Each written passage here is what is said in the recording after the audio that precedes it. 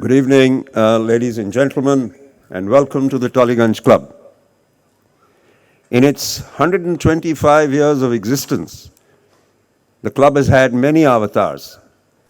At its inception in 1895, a cultural and sporting bastion of the British ruling elite, which has transformed over a century into a vibrant social entity that offers a wide range of sporting and intellectual pursuits to its members.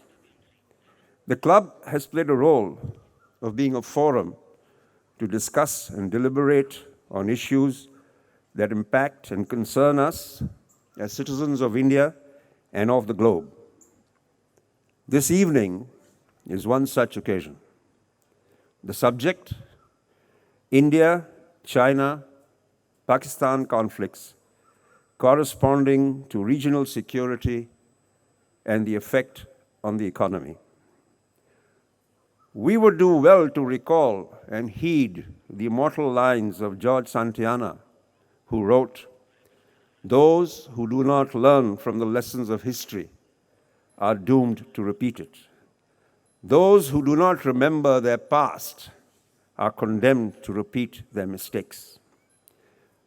From the trauma of partition in 1947, the annexation of Tibet by China in 1950, to the dark days of the conflict of 1962 and the loss of territory in Askai Chin that has seared our national psyche, the stalemate of 65, the victory of 71, and the creation of Bangladesh brought in their wake many new realities in India's geopolitical position with our neighbors, both big and small.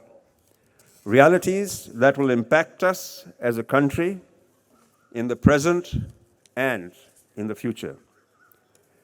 To shed light on this and share his perspective, we are privileged and honored to welcome General V.K. Singh, the former Chief of Staff of the Indian Army and currently the Minister of State for Road Transport and Highways of the Government of India.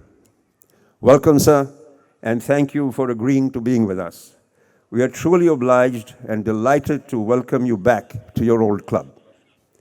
General Singh is hailed as a soldier's soldier and is a highly decorated third-generation officer from the elite Rajput regiment. He was commissioned into the 2nd Rajputs, who were known and are still known as the Kali Chindi, in 1970 and commanded the same battalion later in his career. The 2nd Rajputs gave a gallant account of themselves in battle in 1962 and lived up to the reputation of legendary Rajput valor. The general saw action in the 1971 war and Operation Pavan in Sri Lanka. He has vast operational experience in counterinsurgency operations.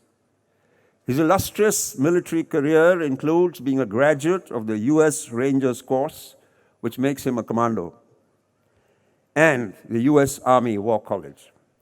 The general has held key and critical appointments, including commanding one of India's prestigious strike corps. He took over the command of the Eastern Command in 2008 and was appointed as the Chief of Army Staff in March 2010 and retired in March 2012. Ladies and gentlemen, please join me in a claim to welcome General V.K. Singh to the Tolly.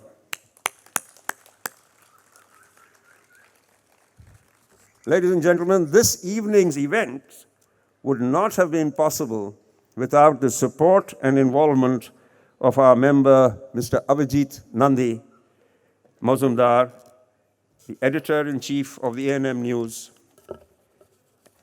an international web news channel with news and views from across the globe, and is networked with news bureaus in Mumbai, Delhi, Jammu Kashmir, Bangalore, and endeavors to bring to the world, to the screen of their viewers, through Global Connect with international media organizations. Under the dynamic leadership of Avijit, the channel now has news gathering and revenue sharing collaborations with news portals and channels across the world. Right from the front line of war against terror in Jammu Kashmir to the insurgency-affected areas in the subcontinent, ANM News is present with their strong network of 100 journalists and more than 200 stringers spread across the world. The motto of ANM is to report events as they are and not bring biased news to their subscribers. That is refreshing in this day and age. Mr. Nandi has been the catalyst to create this evening's event for the Tollygunge Club, which promises to be a thought-provoking and stimulating one. Ladies and gentlemen, please join me in welcoming our very own Avijit Nandi Mozumdar.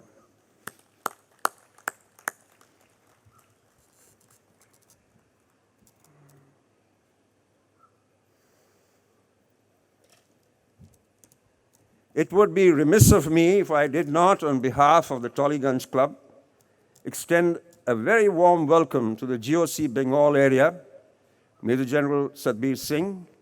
Thank you, General, for being with us this evening. We have several distinguished personalities in the audience with us. Your presence adds great prestige to this occasion. Now hand you over to Avijit Nandi to take this forward. Thank you. Thank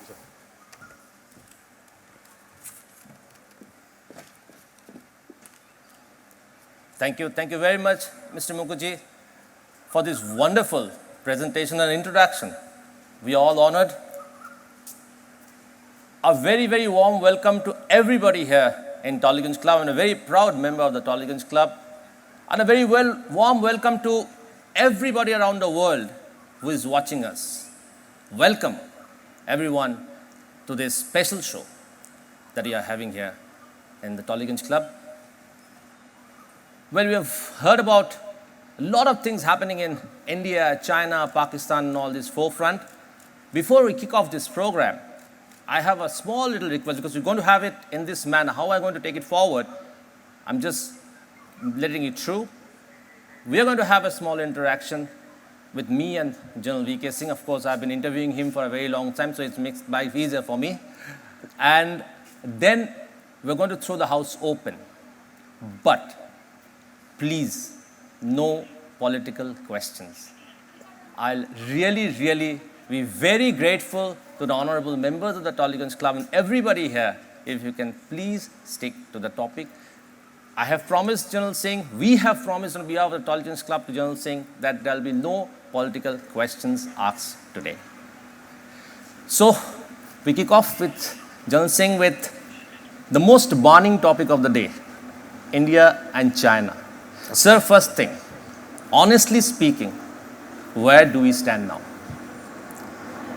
See, it is important to look back. And there are two things which would be very apparent to you. We became independent in 47. China came up in 49 after the Great March was over. Kuomintang was defeated. The PRC came into existence. Not much of a difference. But thereafter, there has been a difference in approach. And since national security concerns every possible thing that impacts security, we need to look at these.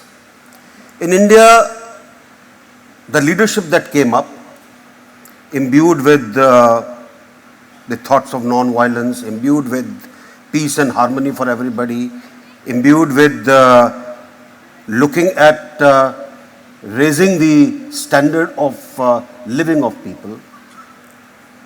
In China, things were slightly different. They had greater poverty than us. Much greater poverty.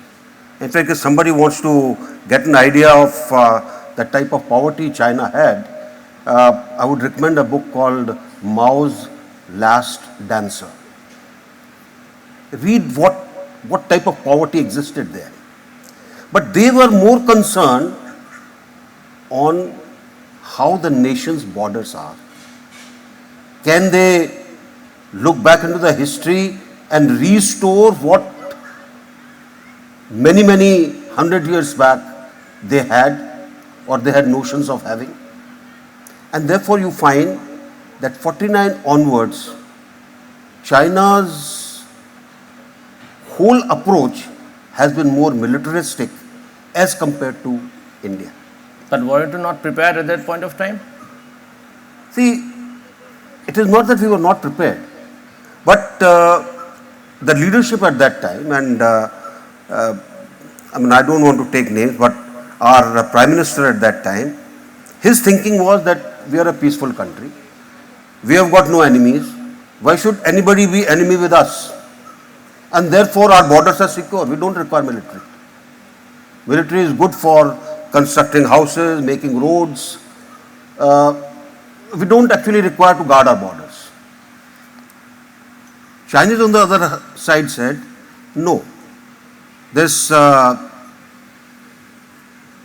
so-called Turkic Xinjiang, we need to have it because it helps us in securing our borders. We must have Tibet, although they had claims over outer Tibet, but they harbored the desire to have inner Tibet. They must consolidate themselves in Yunnan, and they must consolidate themselves, which they got an opportunity in 50s when the Korean War broke out. So you find that China, the way they came up with a long-term view of how they should be, they laid emphasis on the borders, while we laid emphasis on development inside. And therefore, when Aksai Chin gets taken or the road comes up, we are caught by surprise. They're talking about the Daulat Beg Ulli road. We were caught by surprise because we never thought that we should ever go and see that area. Right. And the famous remark of Pandit Nehru, not a blade of grass grows there. Okay, not a blade of grass grows there, but that land belonged to you. Today, you are saying that land belonged to us. And same was Tibet. The policies that followed on Tibet resulted in China becoming stronger. And China getting a view of India that if you do a thing with India, they will get into legalistic, long-term negotiations, which is to the advantage of China. But in a militarily speaking, is there a coin which often repeated coin is that Hindi Chini Bhai Bhai? If we look at militarily, is there a Hindi Chini Bhai Bhai concept? See, Hindi Chini Bhai Bhai came as a slogan because that is the time Pandit Nehru was looking for a Nobel for Peace. He was looking at being acclaimed as the world's most a leader who professes peace and ahimsa, and his stature depended on that. So he said, rather than say anything as say Hindi Chini Bhai Bhai, he was more focused on Panchsheel. But Panchsheel, if you go into the history, you will find Panchsheel actually emboldened China. It didn't give us anything. We gave Tibet on a platter. And the problem only started when Dalai Lama walked. He couldn't take the operation any longer. And he walked into India. And then, of course, various things. It is not that there were not sane voices in India at that time. There were.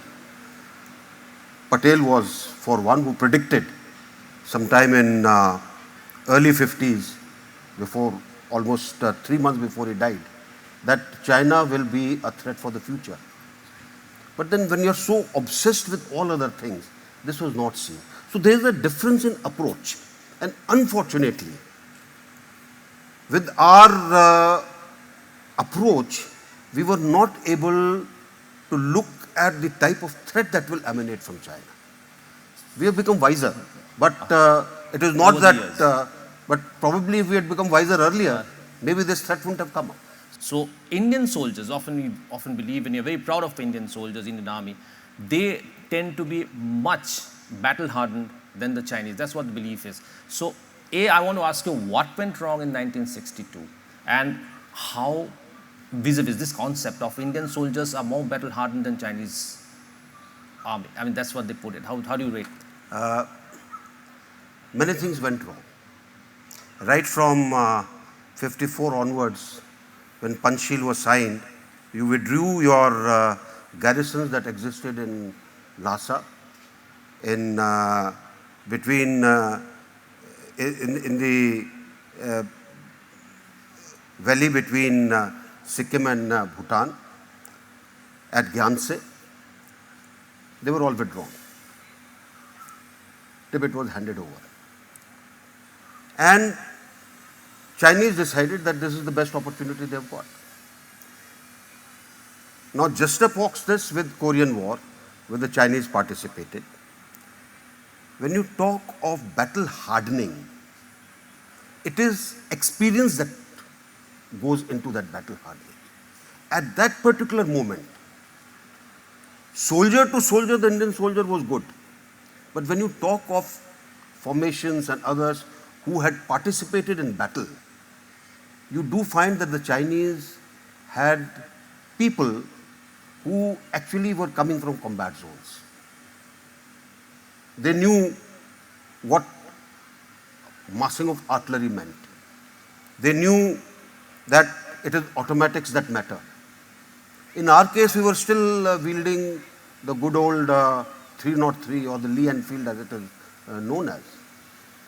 There was no visible change in the equipment profile of the Indian Army. And therefore, it won't be wrong to say that you put people who were determined, who were very good, but they had no equipment to fight. It was mentioned that about the Battle of Dhola, Namkachu River, where two Rajput participated. When we go through the accounts of the battle, we find they had carried about 50 rounds of mortars. Each person had 100 rounds of rifle. How many days it is going to last? They still had summer clothing, not winter clothing. They had no clothing. In fact, if you look at it for that particular circumstance, and look at the type of deployment we had, we were not expecting. They caught unmanned. Ladakh sector had only one infantry battalion, which fought. Okay, which was in the front line. When you look at the eastern sector, there were 2 brigades worth, which fought. Wherever our people fought, they fought extremely well. But the type of leadership that existed in the country at that time, there was panic. They were not expecting it. They were caught by surprise. And the orders were, okay, withdraw. Most of the people who got killed were killed in this movement that was taking back from prepared positions to no positions. Wasn't it because they were outmaneuvered? Because they were... There was no outmaneuver. I feel, see, wherever our troops fought, Walong, 6 Kumaon fought from Walong in defenses prepared by 2 Rajput. The Chinese didn't get through. Had the defenses been sited properly on Namkachu, on the ridge line, and not on the river, Chinese wouldn't have got through. It is true right across. In fact, I don't know how many people have read this book by Kunal Verma, 1962 War That Wasn't. It will be worth reading that book. Very graphic accounts of well-researched things on the political front are there and the military front are there. And I would say that it is not enough to say that my man is innovative, my man is good, he can achieve wonders. If you don't equip him, then you are actually tying his hands and feet together and saying, okay, now go and fight. Correct. Now, moving on from there, we had the 1962 war, then we moved on and we had Pakistan as another one. And then this perennial battle of Kashmir goes on. I mean, this insurgency, terrorist activity. So you have India has always been at the forefront of war against terror. And you have the Pakistan and the Chinese together. So fighting a twin enemy as desperate as Pakistan, as powerful as China? See, when you look at the relationship in this triangle of India, Pakistan, and China, where India and Pakistan are concerned,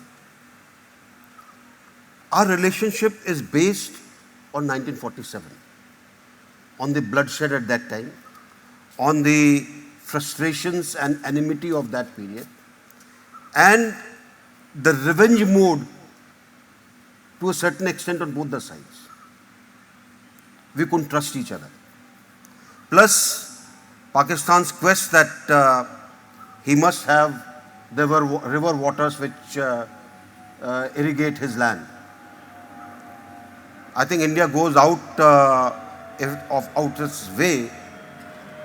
The first water agreement in 50s is between India and Pakistan, Indus Water Treaty.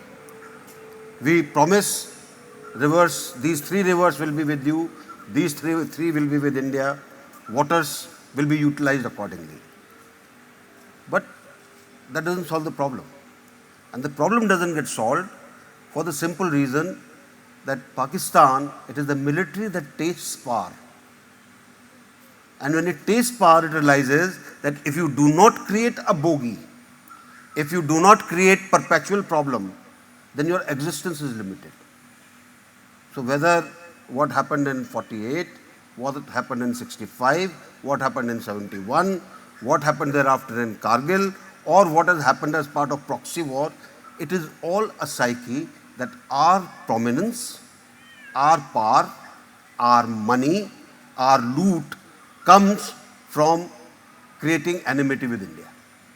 So you have Pakistan which will be perpetually in this mode. You mean to say this problem cannot be solved? I don't think so. There You're has to be a very cataclysmic change if this problem has to be solved. Now when you look at this third part of this triangle, where China is concerned, it realizes in 60s that it must make use of Pakistan if it has to contain India. India cannot be allowed to become a regional power and go ahead in its balance of power. And therefore, it assists anybody who is inimical to India, whether it is funding the insurgencies, whether it is arming the insurgents, whether it is telling Pakistan ABC, transferring missile technology, giving them arms. It is all boosting Pakistan as a cat's paw. You keep doing our job. But that has been going on for quite some time, because It's been going on. you ran a very successful MI unit, and all leads point to the fact that China has been arming Pakistan for a long time and Very slowly long. trying to get into Nepal and Bangladesh. It has been doing this for a very long time. And if I can say with a lot of conviction that if you look at balance of power in South Asia, it has always been in favor of China. For the simple reason that we have been embroiled in internal strife or external threats. China, on the other hand, has very successfully has been able to instigate people to keep us busy, and therefore it has gone way ahead.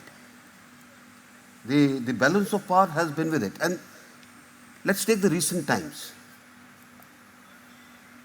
The way the battle for terror was, or global terror was fought in Pakistan, there was a time when US was very close. What was the relationship with China at that time? It cooled down a little bit. The moment US goes out of this equation, the equation becomes better between China and Pakistan again. When US has a certain, you can say, benevolence towards India, the attraction between Pakistan and China becomes greater. And if you look at all the wars, China has quietly supported, made some noises, shown Pakistan that, look here, we are here to assist you. And You come to more recent times, there has been more technology that has been given, all to ensure that this balance of power does not shift in India's this thing. Any Indo-Pakistan war, Will benefit China. it benefits China if it lands up in stalemate, if it lands up in major damages, if it lands up the economy is going down. All wars land up in economy is going down. I mean, there are a lot of people who say, let's have a war. I find it quite interesting because a war would take you 10 to 15 years back where the economy is concerned. It will impact each and everybody. And that is why every nation tries war avoidance. So They don't want to get into the war. So this is a very, very interesting observation that you're making. A very interesting observation. A is nations do not want a war, Absolutely. which I can half safely deduce that India and China are not going to go to war. If sanity prevails. But in human relations, egos, sanity, what is the future, all these things affect. Why did General Zemin, who was looking after the theatre command of Xinjiang and Tibet, decide to do what he did in Eastern Ladakh? Somewhere it was probably a nod from the top, because in China nothing happens if nothing is given from the top.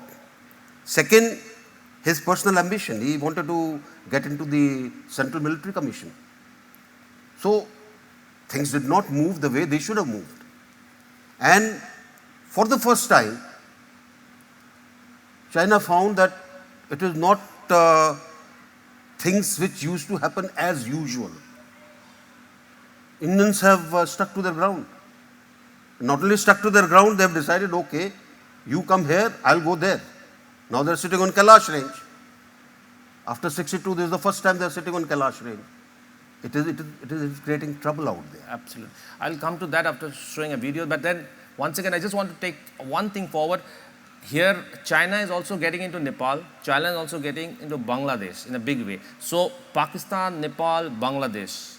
You were just surrounding India. So, how isn't it going to affect India in all aspects? I mean, of course, if not war is not fought, but then a proxy wars are fought. Insurgents are the Assam, the Meghalaya, the Northeast, also on this side. So this is going to affect India in a big way if China is able to. I'll put a counter to this, Abhijit.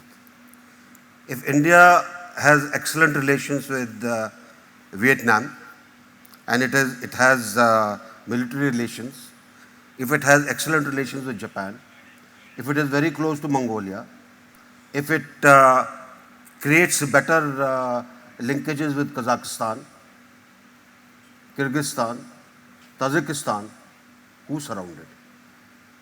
This is a game two people can play. Right? I think we unnecessarily keep getting worried. What we should get worried is, why is this happening? See, China is throwing money in every nation that it wants to woo, whether it is Africa, whether it is Latin America, whether it is Asia. Now, if you can provide, or your economy becomes stronger, I'm sure all these nations will look at you.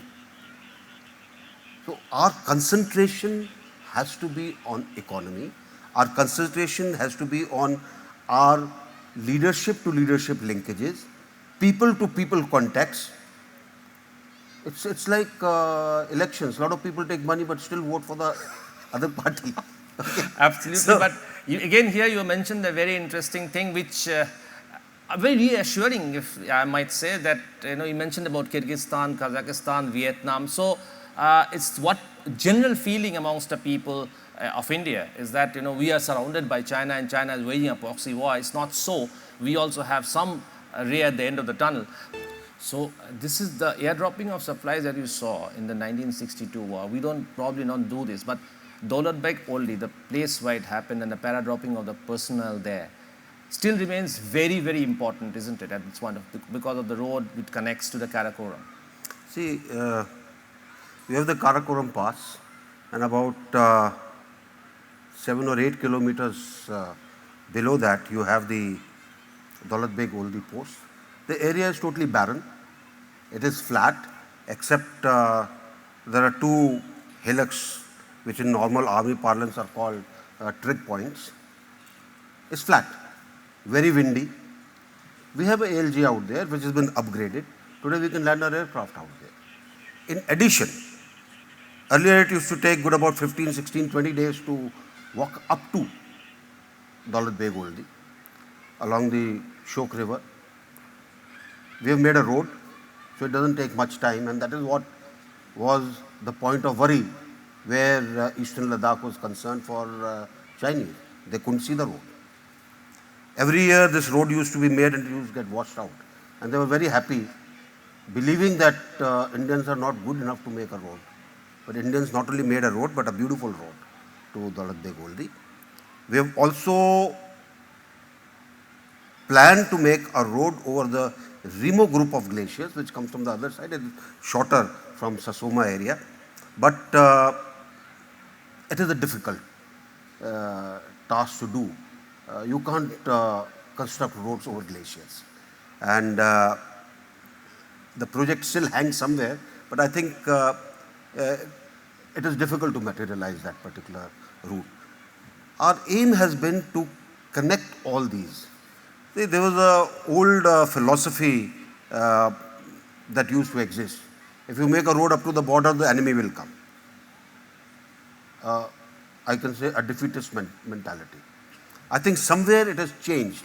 Now we say, if we make a road up to the border, we will go on the other side. Okay? Absolutely. So- Crossover. So it works both ways. It is a question of how you look at it. And I think today we are militarily much more confident. We have a very good leadership in our young officers. We have got troops who have initiative. Unlike what you have in China, it's a conscript army. He comes for 4 years. He only joins the army because he can get some goodies out of it. The cost of living is very high. So he gets certain concessions. And after that, he knows because he's served in the army, he can get a better job. So somewhere I think we are responsible for having made the Chinaman 10 feet tall and 10 feet wide. I think we need to get him back to the actual human size, and you'll find things will become different. Absolutely. And you just mentioned about crossing over on the other side when you build a road. So He must have the fear. you have the fear. So here, may I take this opportunity to ask you a very sensitive question. We crossed over to Pakistan how many times? I don't know. That's something which won't come out of my this thing. Anyway, so we have hot terror launch pads in Pakistan, in Muzaffarabad, not in Muzaffarabad, just near the Nilam Valley. Let me answer this question in a different manner. When you cross and the government says, do it, we can say we have crossed so many times. But when you do it on your own, we don't want to say we did it. We never went. Why that post got destroyed, we don't know. It must have been struck by a hurricane, or there must have been a blast there. We actually don't know. We don't say that we went out there because nobody gave orders for it. Absolutely. But then China, Pakistan, twin, at this moment, if we go to war, and if you say we're not going to go to war, but then how is it going to affect the economy? You said any war affects the economy. If you can just elaborate a bit as to how a war affects an economy. That's what I want. Let me say that if today there is a India-Pakistan conflict, China will make noises, supply arms, do various things. Maybe if it is adventurous enough, it might try and walk into some unoccupied area. May. But if it is a India-China conflict, rest assured Pakistan would certainly butt in. It would love to take advantage of that situation. So that is the equation in the three countries. And there is history which can give you examples of that. On the other hand, when you look at economy, I mean, its economy is terribly impacted for a couple of reasons. One, war today and the weaponry today has got no bounds. Any city can be affected. That destruction itself is a major catastrophe where the economy is concerned. All your industrial bases become subject to whether it is subversion, whether it is external or internal.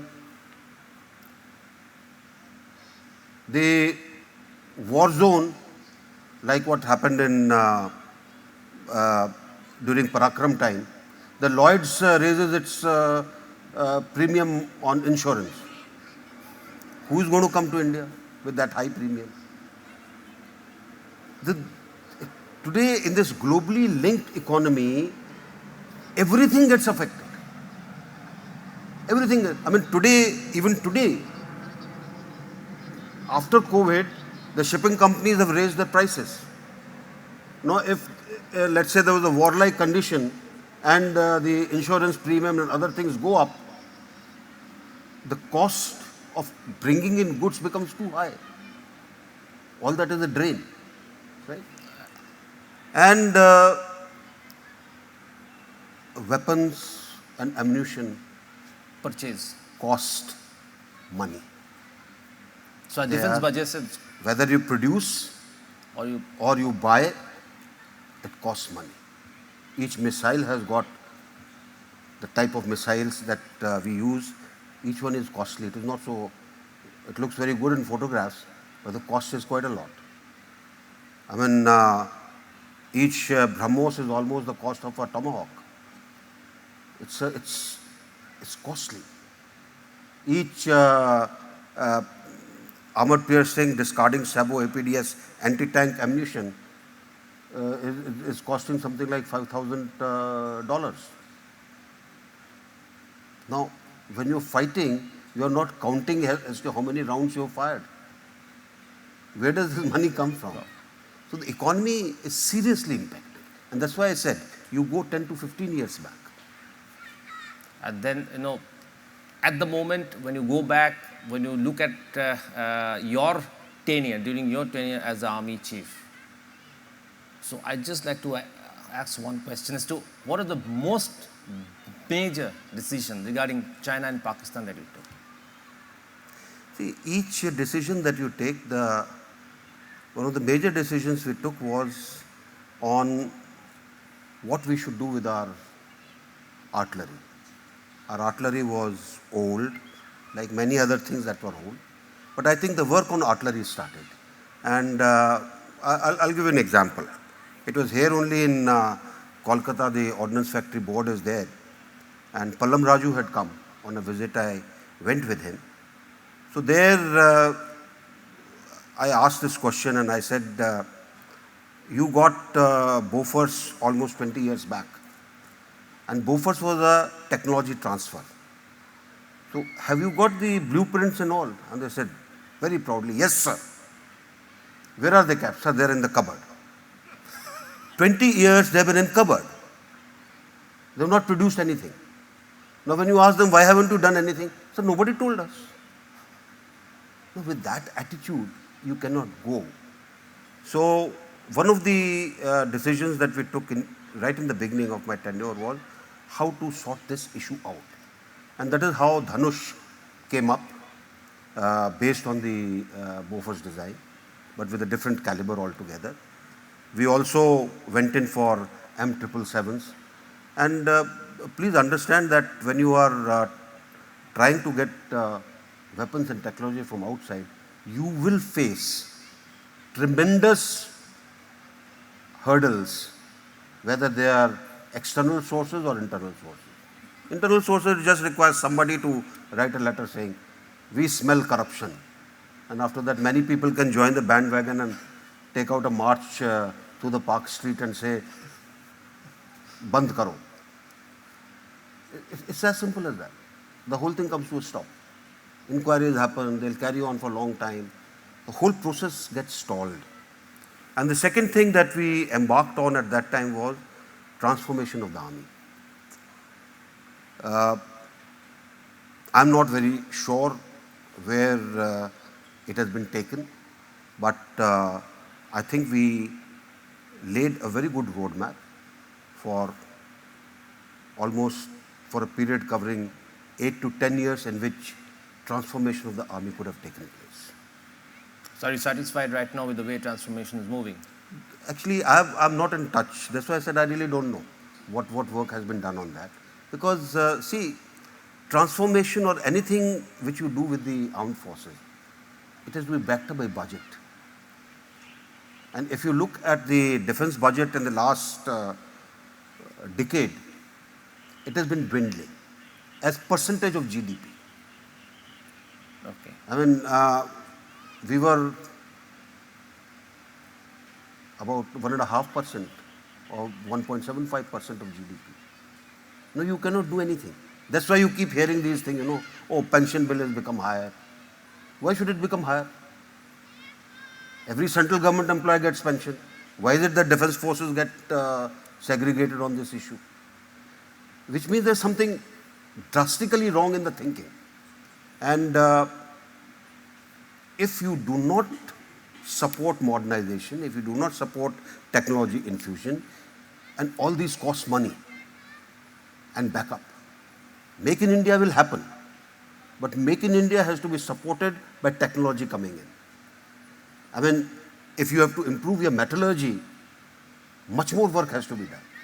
It cannot be that it's not like that great country-made pistol that Ghaziabad has. One metal pipe and you can fire one round and after that you can throw it away. You get it in Munger also. So it doesn't happen there. So technologically, we need to be sharper more. Now we come to the Galwan Valley thing, but this is the area where the actual thing is happening. Of course, running into the mountainous region of the finger 4, finger 5, finger 1, 2, 3, 4, 5. So we've had various theories as to what actually happened on that day. Honestly speaking, I'd like to know from an insider as to what exactly has happened. You see, there are 2-3 things that happened. Pangong Tso has always been a bone of contention in terms of perception of the line of actual control. Finger 1 to 4 have been with us. Finger 8, just above Sirjap Fort, has been with China. We used to patrol up to finger 8. The area was with ITBP. And Chinese would also try and come up to finger 4. There would be areas where both the patrols will have face-to-face, and as per the guidelines and the agreement, they would show each other the banners and wait till the other side goes away. In this particular case, one fine day, the Chinese decided that they must push us out from finger 4. So they came in larger strength, and please do understand that on their side there is space between the lake and the hills. And out there you don't actually need to construct a road. You just require a dozer. I mean, just now this video amplified it. You require a dozer which will just go through. The moment the route is plain, it is all permafrost. And you can drive. There is no problem. So they were able to come up to finger 4, and that is where all the jostling and pushing happened. And they occupied 5, 6, 8 in great strength. We were on 4. They went slightly higher up. They sat there, then we went higher up, we sat there. And that is how the situation is. They refuse to move back. Where Galwan is concerned, where the clash occurred, Galwan is approximately 120 kilometer long river. Emanates from Aksai Chin area, flows westwards, then takes a little turn, and then further flows westward. Now, where it takes a turn is what is known as PP14, Patrol Point 14, which has been in occupation by us since 62. There's been no. They wanted to push us because they cannot see the Shiok road. So their aim was that they must come in this 6 kilometers from the river so that they can see the road, and therefore if you can observe the road, you can subsequently dominate by observation. Clash occurred out there. We lost a commanding officer. The Chinese lost more than us. They don't talk about it. But I think the Bihar battalion took its apt retribution out there. Between Galwan or Patrol Point 14 and Pangong Tso, you have Konkala, you have got Hot Springs. These areas, perceptual differences have been there for a very long time.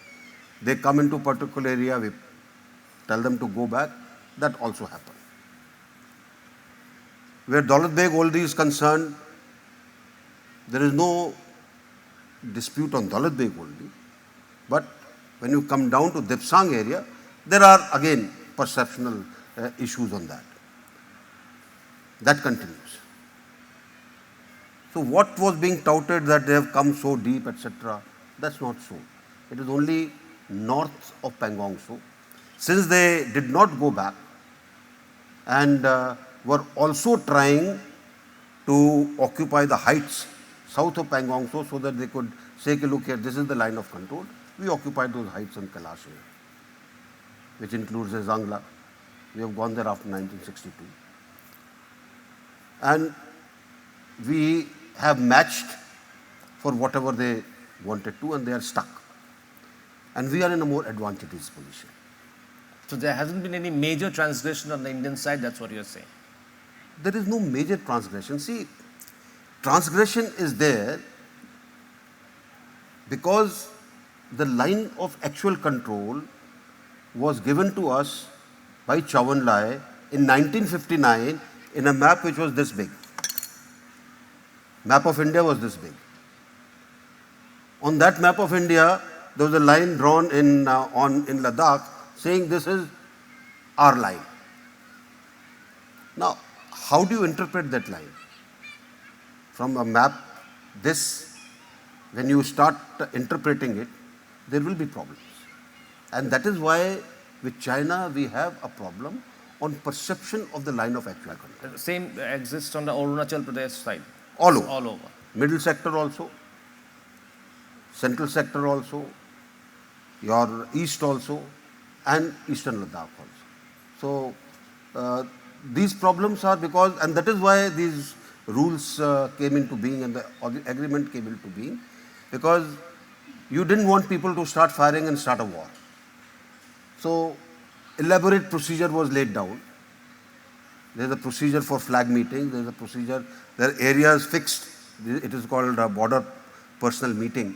So areas are fixed where people meet, they talk about it, they discuss, and a lot of issues get resolved, some issues remain unresolved. Absolutely. Now, again, moving towards a different topic. Masood Azhar has been funding, promoting terrorism, fundamentalism for a very, very long time. Suleiman has also been doing this from occupied Kashmir, and they are like the epitome of terrorist activity. So the general perception among the people is, why is India, if I may put it bluntly, not taking them out? See, it's not, I think at times you have to weigh both the military and the political consequences and the reasoning. I'm quite sure the amount of political pressure and diplomatic pressure that we have mounted, it is showing in Pakistan. And you don't want the world to be against you. Okay. You don't have, like Israel, it has got a lot of friends, very powerful friends. India is not one of those. You have never been anybody's camp. And therefore, you have to play your cards properly. And I think we are doing it. Answer to everything is not that you take it out or you take him out. I don't think it happens that way. I think there are enough pressures that have been mounted. Things are showing up. And who knows after 2 months what will happen in Pakistan. After 2 months, what? No, what I'm saying is, who knows what will happen? Because the type of pressure that is going on on Pakistan, every day you see that type of opposition rallies that are taking place. You don't know. Absolutely. General Singh has been very, very reassuring and very candid, I must say. Very candid. No war with China. That's a very categorically, he elaborated, and wow, that's a big news, because that affects not only India's economy, it affects China's economy, it affects everybody's economy. On that note, I would like to open the house to questions, and I'll request the members of the Tollygunge Club, the members of the august audience, I mean very, very knowledgeable audience we have here, to put in your question. Please raise your hand, identify yourself, and please ask a question. Prithida, can somebody take the mic to Prithida, please?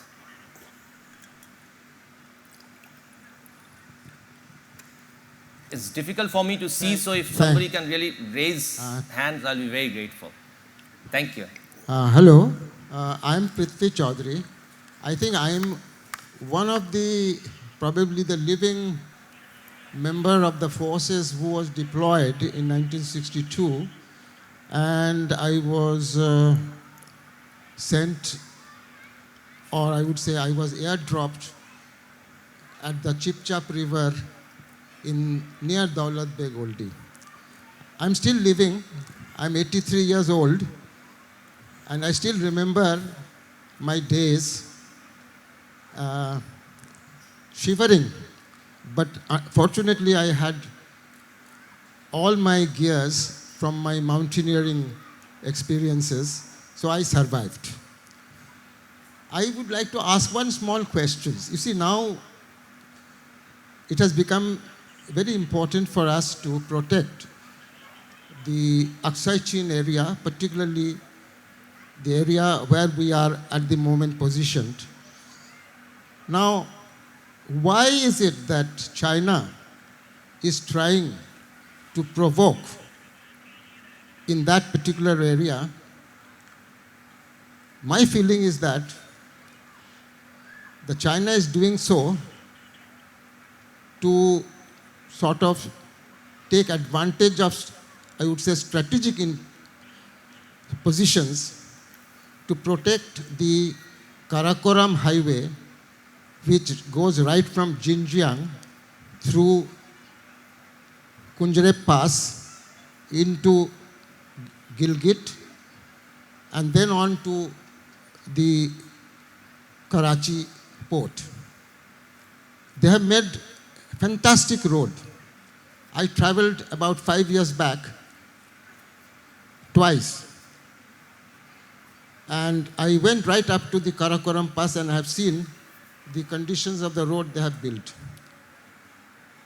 What I find is that why and in what way we shall be able to protect our men at the Siachen Glacier, because it is very important that particular center of the triangle is important for us, both strategically as well as politically. Okay. Sir, can you give us a little background of what we are thinking of? Sir, let me first congratulate you on the type of photography that you have done. And coming from a 1962 veteran, I think it should be a real proud moment for all the members of TOLI. Thank you, sir.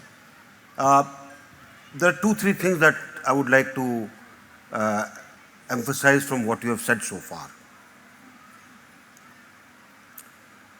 The reason why China has done it, there can be many. And what I would say is that if you study how things have happened, its ally Pakistan was crying foul on removal of 370. There was a vociferous demand in India about POK. It affects China because China has been leased a lot of area in POK for various things in the garb of Karakoram highway being upgraded. It has stakes at Gwadar, and the CEC, the corridor that it is making, it has pumped a lot of money.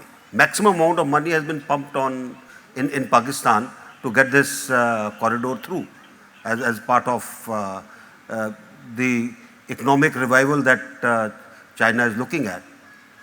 So it had to do something to tell us that, look here, I'm the big brother, I'm sitting, I can do what I want to. And I don't think it expected the type of reaction that happened. And that is why you find that today it is in a sulk mode. It would do everything possible to ensure that there is trouble in India. Whether it is funding the farmers' agitation, whether it is funding any other agitation, whether it is trying to revive insurgencies, you name it. You will always see in the background a Chinese signature. So it is nothing new. I think we should be prepared for this kind of a thing. And I think today India is strong enough to ensure that its own internal issues can be taken care of, as also we can, over a period of time, achieve the type of aims that we have set for ourselves. Yeah. So, gentleman at the back. Yeah. Sir, yeah, I got it, sir. Yeah. Good evening. I'm Dr. Pradeep Vyas. Thanks for stating about the string of pulse and the counter string of pulse, which we can also do. But ultimately, its economy matters. But my question is about the Pakistan. Economy of Pakistan is in tatters. It's about 80% of the GDP is already under debt.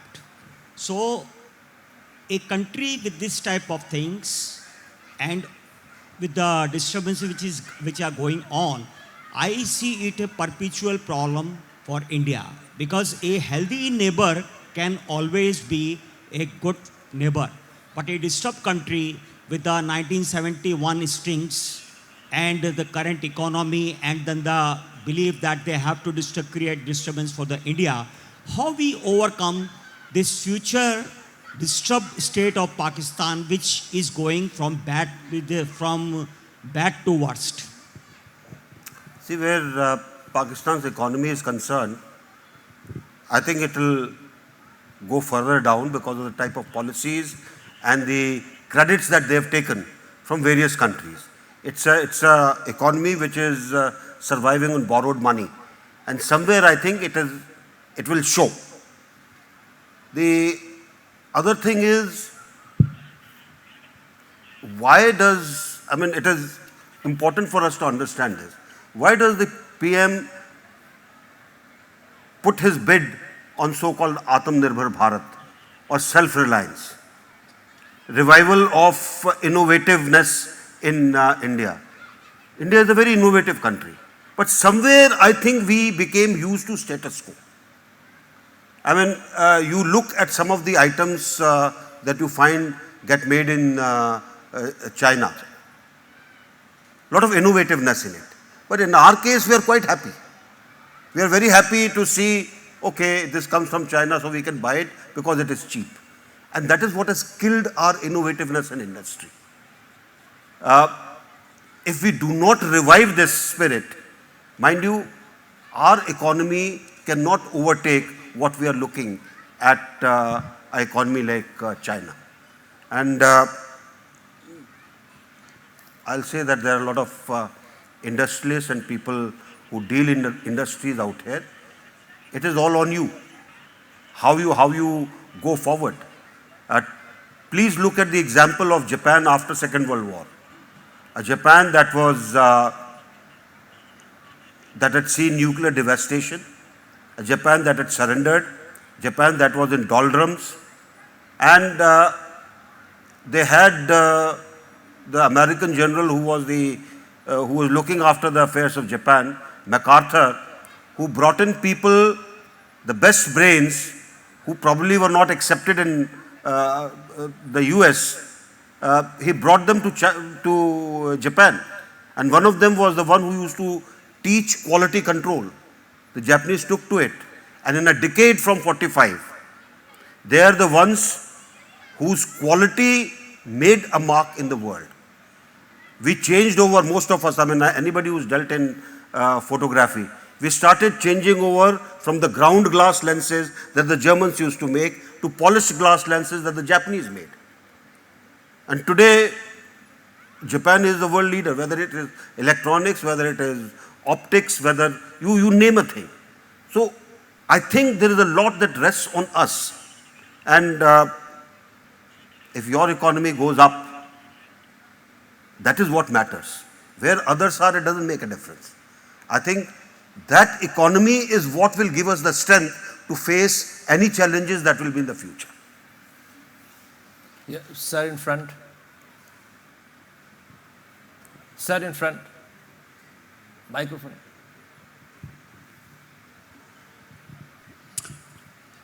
Good evening, sir. My name is Sandeepan Chakravarti.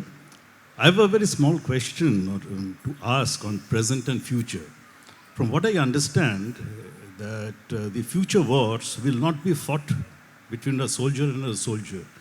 It will be fought with drones. And recently there was a war where the drones wiped out regiment after regiment. And so the soldiers are saying, who do we fight with? They are appearing from nowhere and they are just blowing us out. So is this true that drone warfare is the thing of future? And if so, what is India doing about it? Thank you. See, any warfare, and when you look back into the history of warfare, you have new weaponry, new systems come up, and you have counters that come up. Tank came up, anti-tank ammunition came up, anti-tank missiles came up. People said this is the tank is dead. Tank did not die. Tank is still alive. Same is, you have loitering ammunition that came up. Now you have got kamikaze drones that have come up. I'm quite sure there are people who are working on anti-drone technology. So this war in technology carries on from what comes up and what comes up as a counter. We need to look in the future. You need to invest on things in the future. And that is why I said, our strength lies in innovation.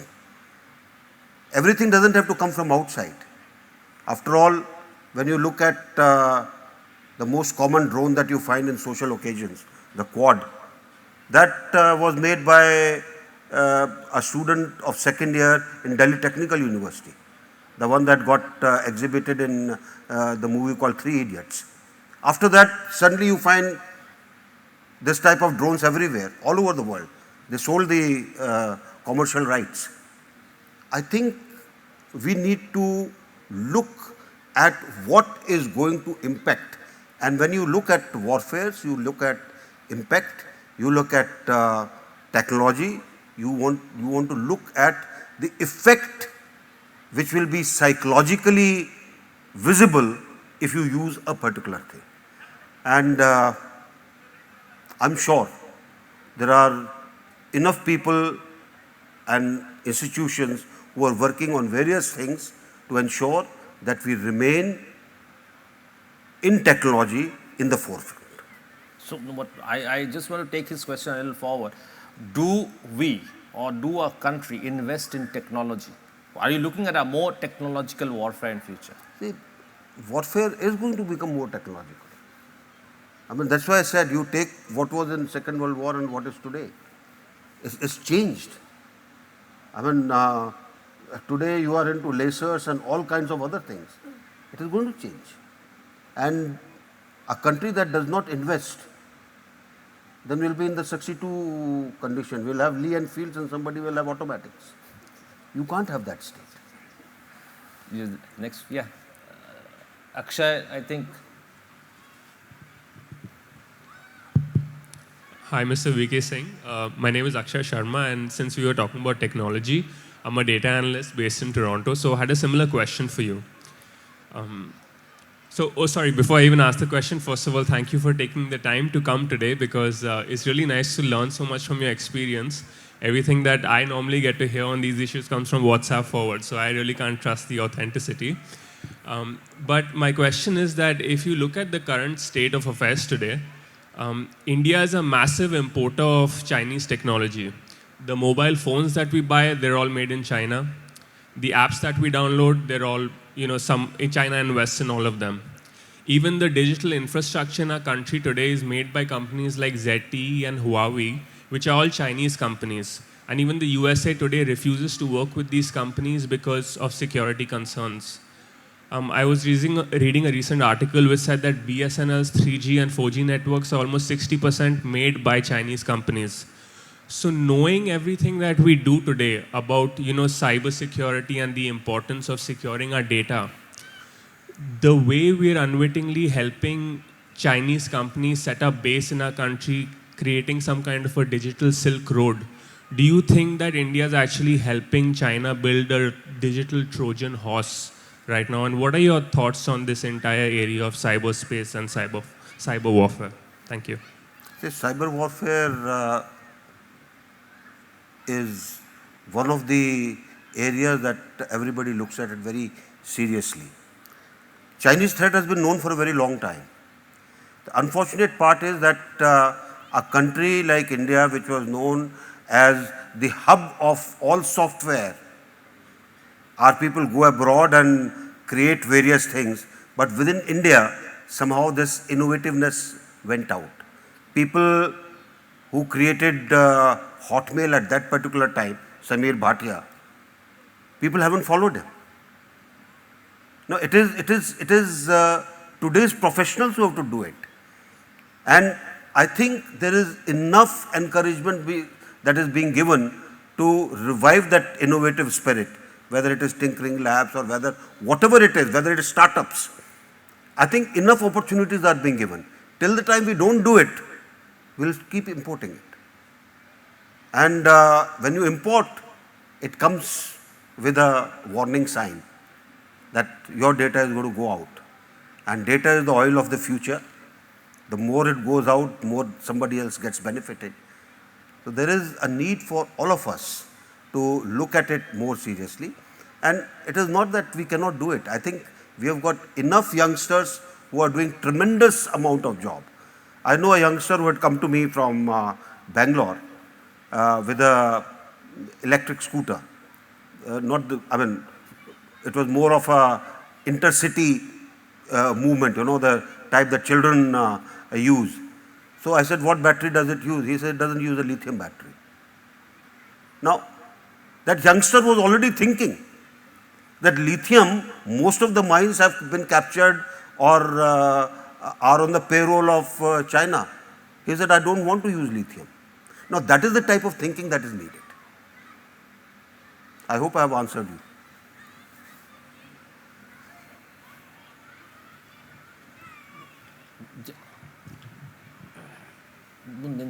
Anyway, yes, sir. Hello.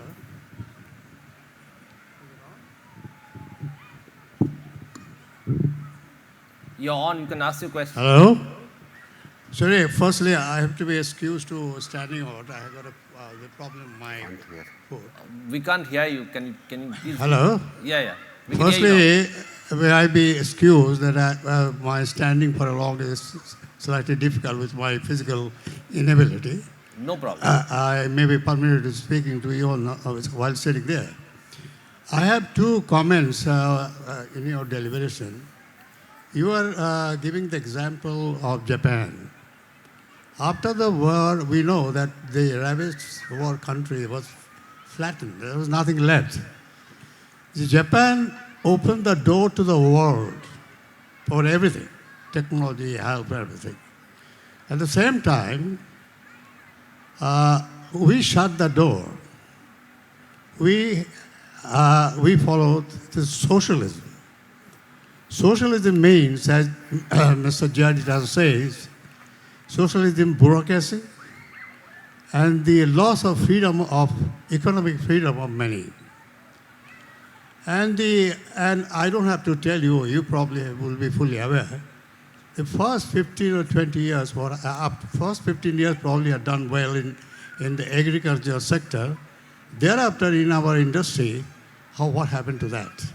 I mean, why we have failed to take it forward like Japan or Germany? I don't know whether I'm right or wrong. Secondly, there has been a lot of articles. Why people are going to China, including one of the world-class company, engineering company working in China, was given an example how many licenses we need to start, how many times that we need to acquire a land, how many rules we have to go through with the labor. The kind of list that still is in the current article we have gone through. So we wonder, unless there is a two situation. That is an autocratic government. People have to follow that. We have an Indian democracy. The liberty and freedom is unlimited. It is a bit of chaos situation. Do you think under this situation, the country can be so competitive or progressive as China? That was my question. Thank you very much. Let me tackle your second question first. In China, the land, water, air, everything is owned by the government. So you don't have problem. And therefore, when they decided to open the economy, it was very clear that it must be such that they can attract the outside companies to come in. So the labor was cheap, the water was cheap, the land lease was cheap. The whole system was made in a manner that in 3 days you could start your business. There were no labor laws. The labor was handled by a contractor. He said, you want 100, he'll sit with you, haggle, and maybe ultimately he will sell for the same price that you were having in your mind, 150 people to you.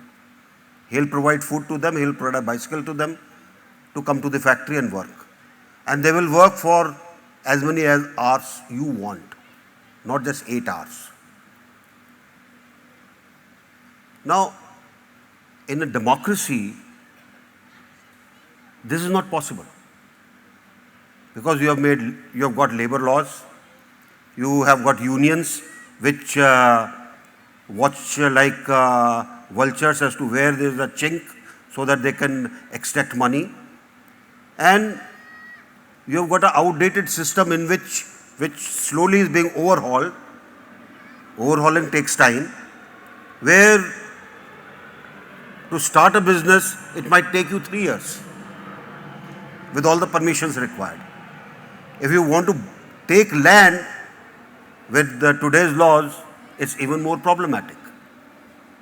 So, we have our problems. We cannot become a communist country. But within what we have, I'm sure we can improve things. And I can only tell you that a lot of churning is going on to ensure that things become far better than what they ever were. But it will take time.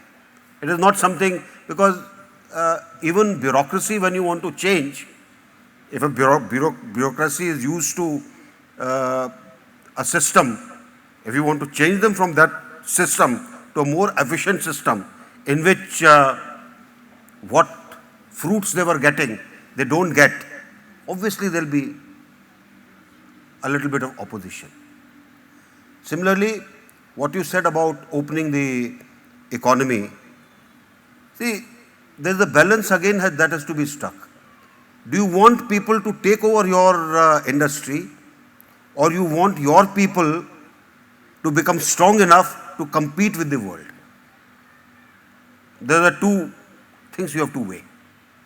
So you permit technology to come in, but you start your own thing. Some of our old things which did not do well, because the pattern was what was being followed in Russia.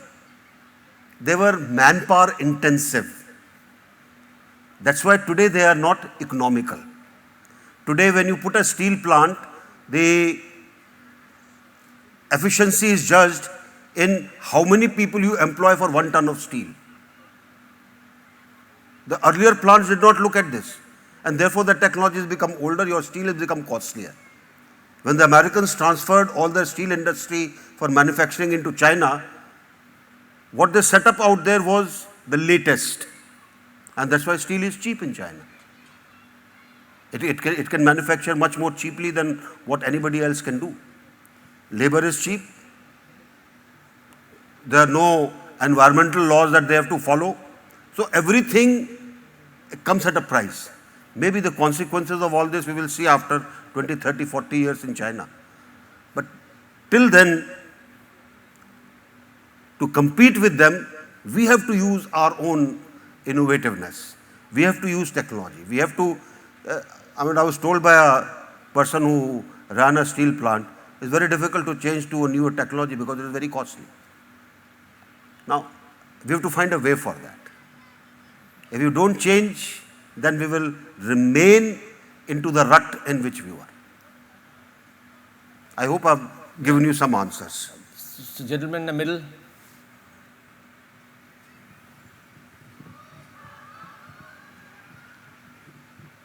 General sir, my name is Shamir Datta, and I've been a member of this club for many years. You had emphasized on a point which is to my mind, very fundamental, that military strength, without being backed by economic strength, is not sufficient. And I think what the gap already that has been there in the economy of China and the economy of India, it's a very long way as it is. And our economy is very different from China's. China emphasized on manufacturing. We have emphasized on services. So we are very good in services. But when it comes to manufacturing, nothing is really taking place for years. Does this give you a worry that if we don't manufacture, we only sell services, and you have 60% of your people in agriculture producing 15% of GDP? So you have services, you have inefficient agriculture, and then you do not have manufacture. What is the way in which we can go anywhere near China in terms of economic strength? You are very right, because strength of any economy comes from the type of manufacturing base that you have. It doesn't just work on services. Services can suddenly disappear one particular day. Then what are you left with? So the foundation has to be created on the manufacturing base that you have. And I think that is what must get due attention. That must get better technology. That must get things which will make the goods cheaper in comparison to the market. You need to look at your taxation, you need to look at the duties, you need to look at every possible thing. And in this context, there are many specialist groups that have been made by the PM who are already working to improve the system so that we can ensure that this particular important segment of the economy gets revived and becomes even stronger. But are we manufacturing defense equipments here in India in the way that we need to do?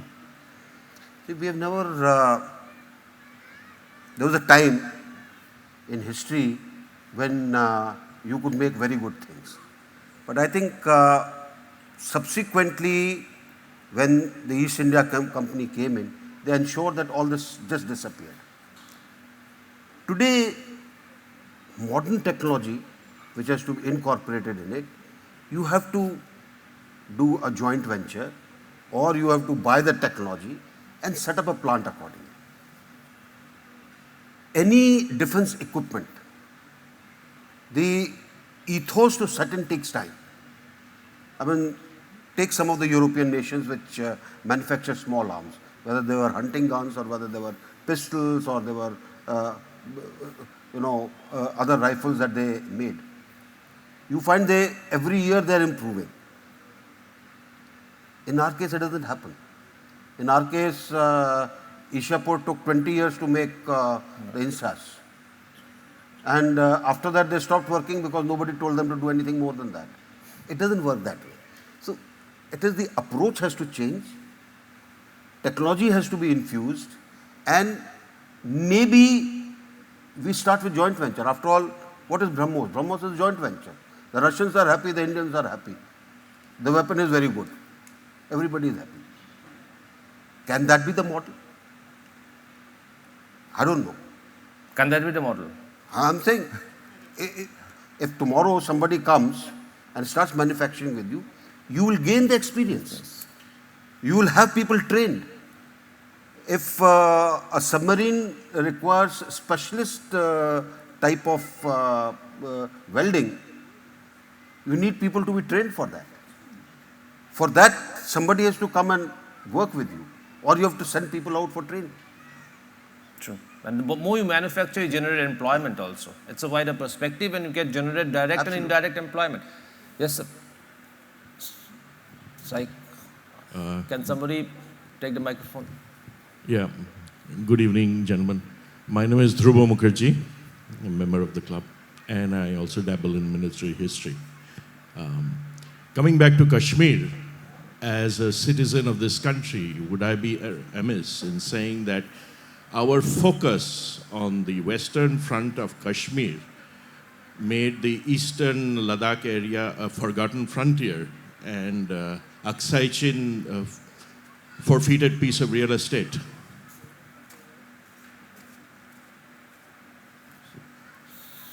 So I couldn't quite understand the question. Can you just repeat it once more? I mean, our focus on Kashmir, on Pakistan, on the western front, neglected the eastern front, that is eastern Ladakh, and thereby the entire Aksai Chin is a piece of forfeited real estate.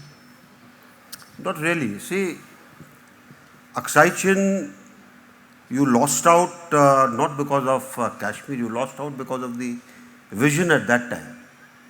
If you considered, if you go into the details on this, every expedition that went into Aksai Chin area said, this is what Aksai Chin is. There are 7-8 lines in that area, which are on the map from various British expeditions. After that, there was an expedition which was sent out by the Dogra kings. They said something else.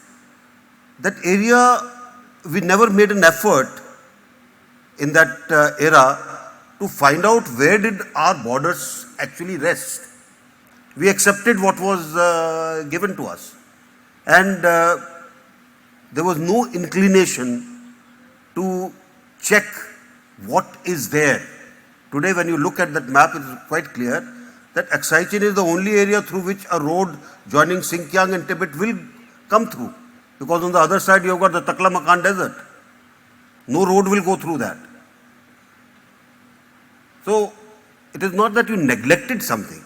It happened at that particular time, and now there has been no neglect. I think our focus in eastern Ladakh has never changed. The troop strength has never changed. Yes, certain periods of the year you have more people, certain periods of the year you have less people. But overall the stance is same. The threat envisaged is always the same. What the Chinese were able to do was that because on their side it is flatter, they have created more ways of communication, more tracks, more roads, and in their case, vehicles can fly on that. In our case, you have to climb. I mean, if I was to tell you that if you have to go to Finger 1 on Pangong So, you actually have to use ropes along the cliff to go to that area. On the other hand, on his side, you can drive. Now, there is a difference. So, there are difficulties. It is not that the area has been neglected. But then any future plan of India on Akshay Chin? We have always said in all parliamentary resolutions that we will take back whatever somebody has taken from us.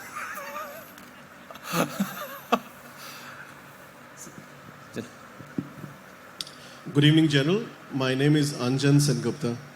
I have two questions. One is for China. Are we going ahead with 2 battalions of the Mountain Strike Corps, and where we are with that, on that at the present moment? And on Pakistan, we had a very interesting SIGINT unit called Technical Support Division. It is stated that Pulwama, etc. would not have happened if the TSD was working. Do we have plans to restart TSD in any other form? Thank you. Let me take your first question. See, whatever you have planned, it will materialize. And let me assure you, there are many things that are happening. Whatever is the number of troops or the strength that you require in a particular area, that will be available. Whether it becomes a new raising, it becomes reshaping the existing resources, reallocation of existing resources, but whatever is the requirement which meets the operational needs, that I think our army and the national leadership will ensure that it is provided. Where the technical support division is concerned, I've got no clue.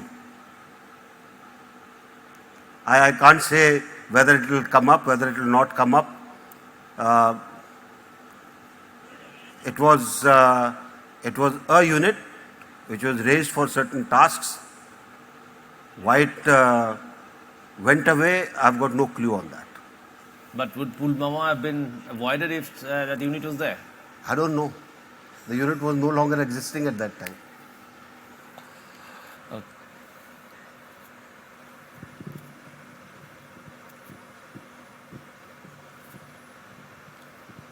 Good evening, sir. My name is Rajiv Gogia.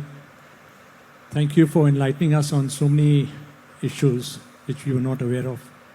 Now, my question to you, sir, after this great achievement of removing Article 370 from Jammu and Kashmir, do we look forward to the POK part of what our aims are to take over? Thank you. Oh, wow. That is getting into the POK is a... We have been saying this for so many years. So what is new in it? We have been saying we will take back POK. And it is not something which we have started saying now. We have been saying for a very long time. Time, resources, the geopolitical situation, the way things happen, all these will go into deciding when and where things will happen. By the very fact that you mentioned POK, which is occupied Kashmir, So there's the insinuation that you're, But it's always there. they're always there. It's been there since. We have always long. said that it is ours. Even when Siachen talks took place, we always said Said the so. area belongs to us.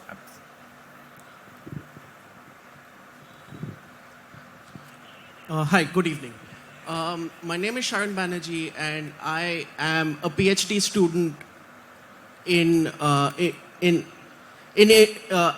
international economics. So my question basically, I'm going to pull you back a little towards a big picture. You did speak about the fact that the economy is very important, and maybe in the next 20 years when India is a little bit more, in your words, innovative, we're staring at a China which has combined the economy with foreign policy very well. In the next 20 years, we are looking at a China which is rivaling the US as an economic superpower in the world. So in the next 20 years, China is not just a superpower in South Asia, it's also a hegemon in Southeast Asia. We're looking also simultaneously at India, where we're looking at growing protectionism. We're looking at India not being able to sign very, very important trade deals. So we're looking at India, which is not being able to exert a lot of economic might growing outwards. So where do you look, big picture, in the global stage, India versus China on the economic front, maybe within the next couple of decades? So there are a couple of factors that you need to look at. It is estimated that by 2025, the working population in countries which includes China will start dwindling because of the age factor. While your country, the surge is going to start at that time. And by 2050, the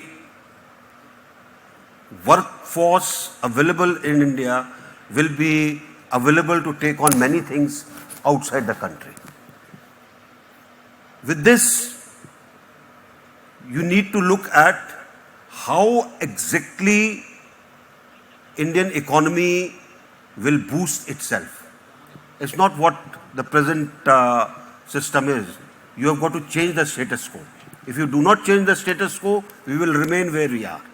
I think it is the younger lot that has to, which is much more risk, has much more capacity to take risk, has to now start working on things which will take the things forward. Self-reliance is part of this. When you look at the international sphere, and let me give you this example. China also provides aid to a lot of countries. India also provides aid to many countries. China has got bigger pockets. It is able to dump a lot of money in many countries. But what is the situation? Methodology.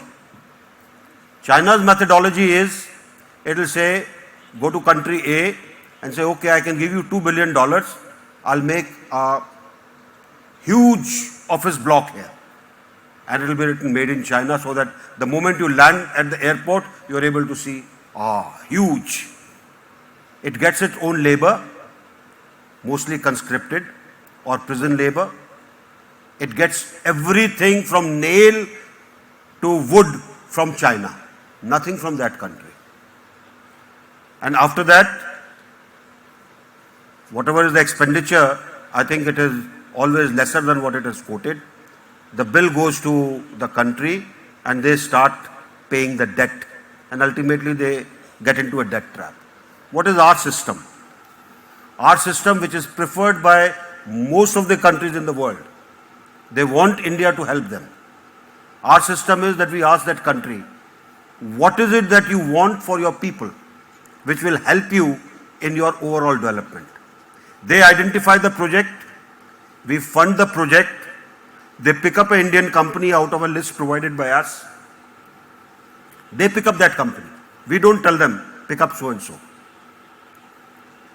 We source most of the items and labor from that country.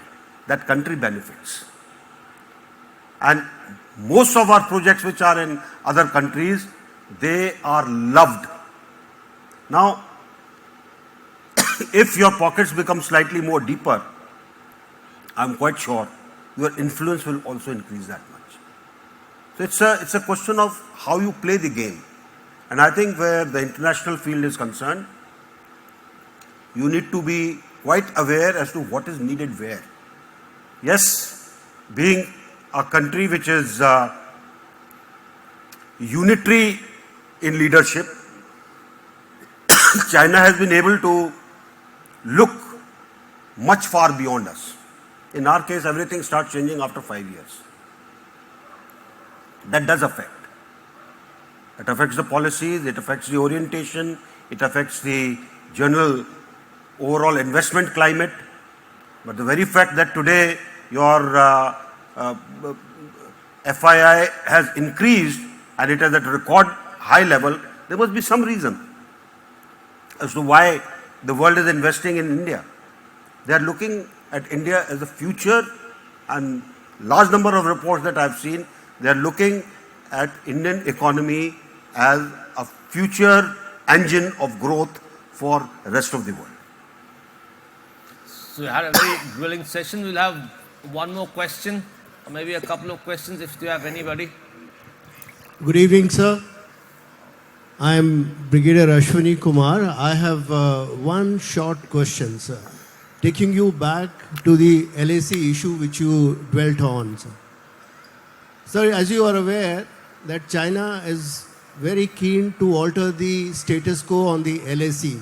That is why they push from finger 8 to finger 4. Now, any country that tries to change the status quo, definitely it has to be labeled as an aggressor. Why did we give a clean chit to them and say that not an inch of Indian territory has been given away? Point number one, sir. The point number two that I wish to make is that most of the organizations that India is part of with China, like the SCO, BRICS, and AIDB, India is not benefiting really much in a big way. And you see across the geopolitics, whether it's permanent membership or it is, naming Masood Azhar as a terrorist, or even the nuclear supplies group, it is one country which is blocking our way, that is China. Don't you think that decoupling from these organizations would actually benefit us, sir? Thank you, sir. Let me give you my frank opinion. I don't think decoupling is going to bring us major advantages. And the reason is very simple. You can, in these forums, and I have attended many of these forums at various places that they were held, I found that it is easy to isolate a country despite its size, despite its so-called permanent membership, etc., when you bring in issues which rest of the world agrees with you. And I don't think we have given them a clean chit. Everywhere we are saying that China is expansionist. We don't want that it has intruded into our area because it doesn't get us any further advantages. So, China is not liking this term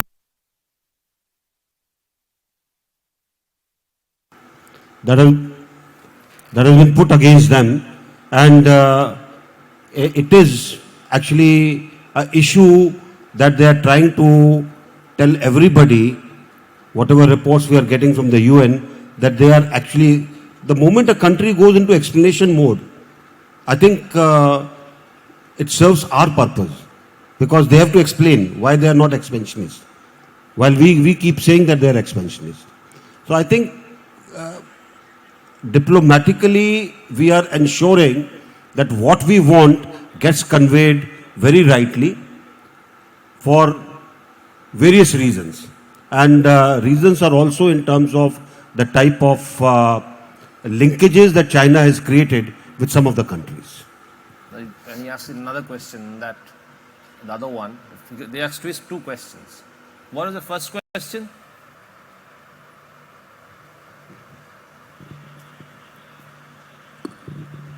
Sir, the first question was the altering of the LAC by China. That sir has answered.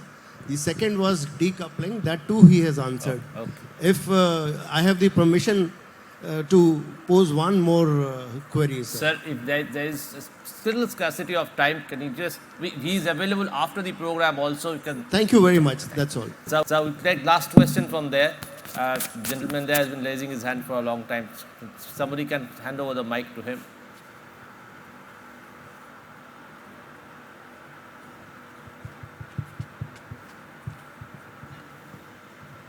So we'll take that last question. And I must say General V.K. Singh has been very, very candid in his remarks. May I? Yes. First of all, General Singh, thank you very much for your insights and the candid nature of the discussion that we had. And I'll start with an apology. This question might seem a little provocative. It's not politically provocative, but a little provocative otherwise. What I want to know from you, having led one of the largest armies in the world and now being in government, why is India so diffident about projecting its own power? Why are we always in a reactionary mode, and why don't we take the battle forward, not just on the war front, but on every other front? Thank you. If you can just identify yourself, I think it's Anindo. Sorry, my name is Anindo Chatterjee. Yeah. Thank you. See, there are a lot of things that are seen as we trying to justify. Having seen what is inside, a lot of times these games are played for certain reasons. And there's always a logic behind it, because there are various steps to every game. So what may appear to you initially may not be what it actually is. And I'll leave it at that, because if I go into explanation, there are too many things which I don't want to talk about. So we had a very, very candid session with General V.K. Singh, and he spoke on a variety of topics connected with our today's discussion.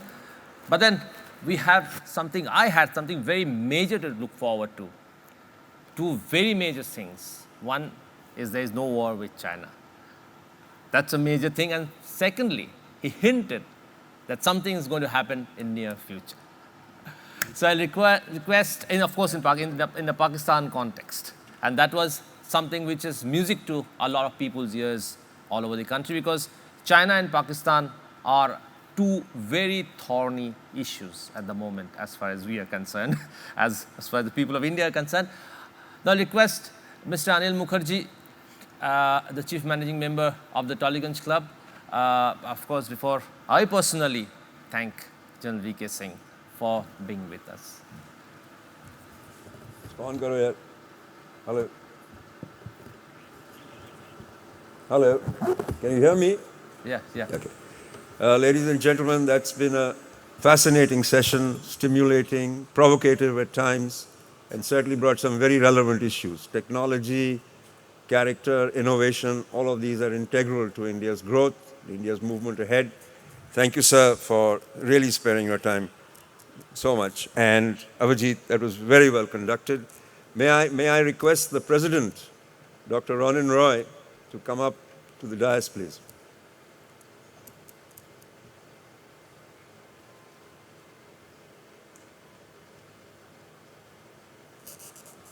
A lot of people have gone into making this event possible, and we would like to show a token of our appreciation, first and foremost, to Mr. Prithvi Chaudhary. So, could I request you come up and take a small token of our appreciation? It was his films we saw, his passion for India, His passion for the army is well known to all of us. Mr. Prithvi Chaudhary, can we hear it for him, please?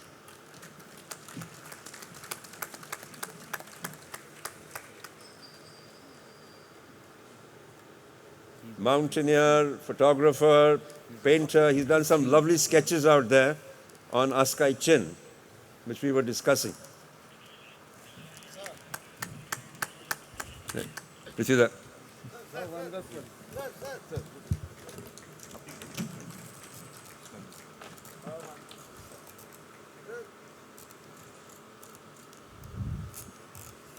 thank you, Prithvi. Abhijit, as always, you have been interesting, provocative, and yet polite, which is difficult for a journalist, but well done, and thank you very much.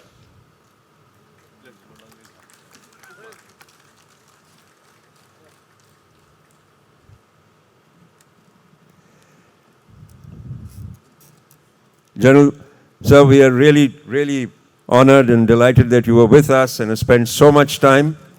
And thank you for being with us. But there's one more thing for you, sir. The General has given me a lot of sweat on a certain occasions because he hit a hole-in-one at Tolly when Eastern Command, and somehow we didn't acknowledge that, and I'm surprised I survived that. So, sir, with all due respect, there is your hole-in-one trophies, which we hope you'll keep with you. You have got so many trophies, so many awards, and with your permission, we'll give you a little emblem of Tolly's logo. We are celebrating our 125th year, and we'd be honored if you would wear it tonight, sir.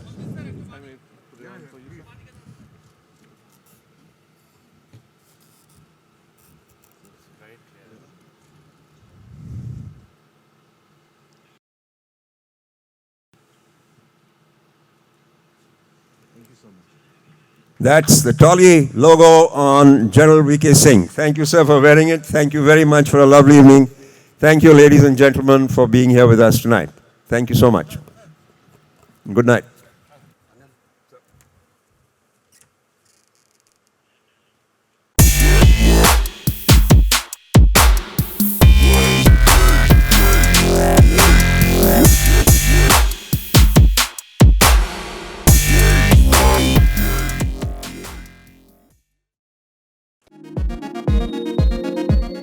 সমস্ত খবরের তৎক্ষণাৎ update পেতে subscribe বাটনটি click করে bell বাটনটি click করুন।